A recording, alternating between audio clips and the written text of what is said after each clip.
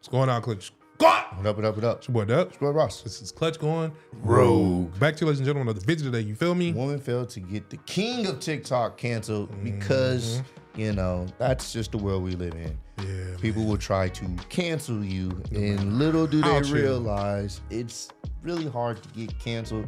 People have been able to, but even then, technically not, because there's always going to be someone that supports somebody, no matter what type of wild stuff they do. So how you cancel a man who don't even talk? That's crazy. He really don't talk. So, all right, we're going to check this out, man. Make sure y'all run up the likes, man. Subscribe. Shout out to the homie.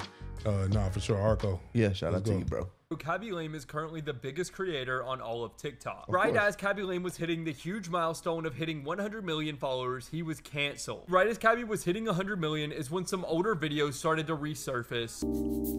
Not the older videos. What's a sponge? Now, people found problems with that video specifically because they felt like it portrayed a negative stereotype of women. When you reach the top, there's always going to be a few Muppets to try and tear you down. And it's funny how this happens when he becomes the most followed TikToker and he surpasses Charli D'Amelio. This is Charli D'Amelio. He surpasses him. Boring. So now he's got more followers and all this shit's coming out of the woodworks. And it's obviously just her little fans that are doing it. No one actually cares. Most people find this funny. Oh, don't do it. Yeah. Oh my god. Jinkies, I lost my glasses again. My butt's too small to fit any of my pants. He's quite clearly joking. He even says it in the caption. Right. You should have to. People are so soft these days. It's easy to start these little cancel campaigns when you don't like somebody. You can easily drag out some old clips and paint them out to be a misogynist, a sexist, a racist, whatever. It didn't work this time though, because the guy's still the most followed person on TikTok and he's doing better than ever. All of this caused a huge wave of backlash against Khaby, but he definitely got past it, as today he is the #1 person on all of TikTok, and he just continues to grow more and more. Exactly. Sorry, how tall are you? I'm 6'5". That's hot. Do you want a kiss? I'm alright, thank you. Wait, actually, I have extra. They're gonna have to start thinking of some new pranks because no one falls for this bullshit anymore. Everyone knows that if some random woman comes up to you like this, that it's for TikTok or some sort of bullshit for the internet. Actress Evangeline Lilly has this quote that's now gone viral. Why are we only applauding masculinity in women and villainizing it in men? And why are we only applauding femininity in men and debasing it in women? She's hitting the nail on the head. Nailed it. We love a good masculine woman girl boss. Stick to your post and follow my orders. But when men display their masculinity, How dare you? and now when men are feminine, we love it. We're applauding it. We're giving them campaigns. They're sponsored by Maybelline and Nike and Bud Light. And then when women do their normal thing, you know, be mothers and provide, nurture, take care of things, they're looked down upon or referred to as birthing persons, chest feeders, cis women. So when we do the thing that's natural to us and naturally makes us powerful, oh, who cares about that? But when a man does it, Nature. So shout out to Evangeline Lilly for saying that out loud. I'm not even gonna lie, bruv. I've liked her since Lost, but after hearing her say that, she's become even more attractive. Yes, She's sir. right. Movies, one of the places where we see it the most. Whenever you turn on Netflix, this is all you see. I am black. I am gay. I am disabled. Nothing on Netflix. I am a woman. And it's not just to do with masculinity and femininity. It's to do with anything that panders to anybody that's woke, whether that's to do with race, sex, anything along those lines. Like that Cleopatra bullshit. Take a look at this. So Adele James, who plays Cleopatra in the controversial Netflix documentary, has responded to the many Egyptian people calling her out for not playing a correct depiction of Cleopatra, and this is what she had to say. She called Egyptian people racist and said that all people who say that Cleopatra wasn't black are fundamentally racist.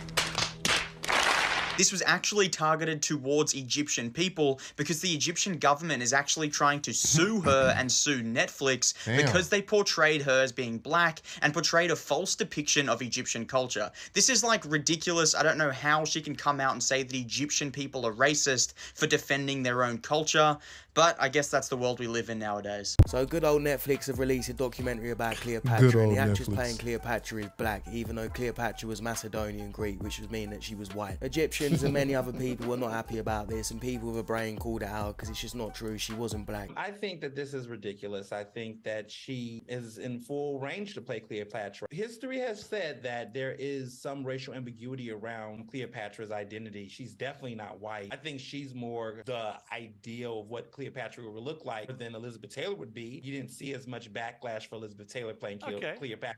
See, we're not crazy about Elizabeth Taylor playing Cleopatra either. That was also inaccurate. I don't know where do you get the idea that we're happy that she played the role. As a matter of fact, 1961 Cleopatra movie was banned in Egypt and many Arab countries because of Elizabeth Taylor's stance. People don't be knowing what they talking about. Israel because they supported them. Now, the problem for me, it's not about color. It's not about white and black. This is a very reductive way to talk about things. This is the way that Americans talk about it. Egypt has a very diverse color palette. People can look like me or they can look deeper skin tone like Anwar Sadat, who comes from a Nubian origin. It's not about black and white. It's about the continuous culture appropriation and falsification of history that has been done by what the so-called Afrocentrist movement. That's why you find people like Kevin Hart, who subscribes to these theories, who claim that his ancestors built the pyramids. And now this donut of an actress is gassing the whole country and calling them racist. Like this comment says, facts are not racist. And let's be honest, if this was the other way around and we got an old white woman to play Rosa Parks, there'd be uproar. Aaron scored with the girl. Damn, that's crazy. Our gay best friend Ryan. This is Ryan, a straight man operating undercover, pretending to be homosexual. This is just way easier than flirting. Ryan, can you come see if my bitch look good in this dress? See? Ryan spends hours each week researching current events relevant to a feminine demographic, all in an effort to uphold his persona. He is well aware that even a minor slip-up could jeopardize the entire operation. However, he does make mistakes. Ryan, do you want a Bud Light? Nah, I fucking hate Bud Light. Oh. I mean, yes, I love Bud Light. That was a close call. But since it's widely known that a gay man would never turn down a Bud Light, word about this slip-up started to circulate. So with the entire operation on the line, Ryan is forced to execute a desperate maneuver. I'm so glad you agreed to the double date. Yeah, of course, why wouldn't I? Hey, what's this guy's name again? It's Tyler. Well, that's his legal name. Everyone call him Big Tyrone because he's 6'5". You like basketball players, right? Big Tyrone. This was the precise moment when Ryan came to the realization that he fucked up.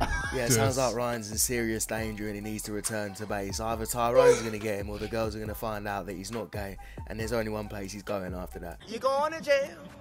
You're going to jail. Oh, fuck no. They definitely stick You niggas ready, man? Sorry.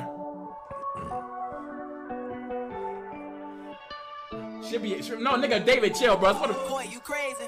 Nobody touch you like I do.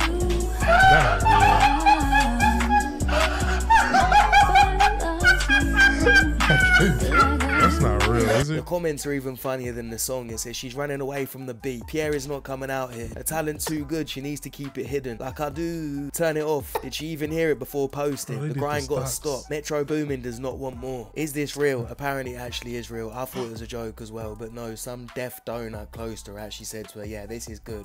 Put it out. For those of you who don't know, this is the now kick streamer Aiden Ross's ex-girlfriend, and that's all she's ever going to be known for after hearing this shit.